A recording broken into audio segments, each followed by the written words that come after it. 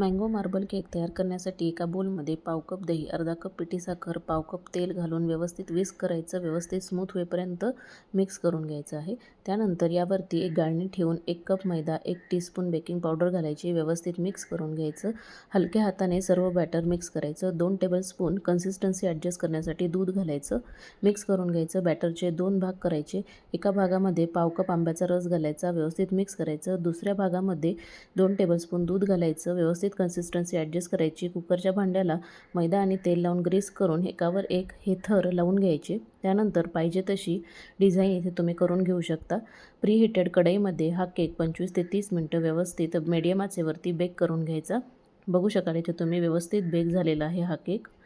थंड झाल्यानंतर हा केक व्यवस्थित डिमोल्ड करून घ्यायचा आहे. मस्त बघू शकाल इथे तुम्ही काय सुंदर कलर आलेला आहे. आणि कट केला तर बघू शकाल इथे तुम्ही एकदम लाईट वेट झालेला आहे, स्पॉन्जी झालेला आहे, जाळीदार झालेला आहे. तर तयार झाला आपला मँगो मार्बल केक.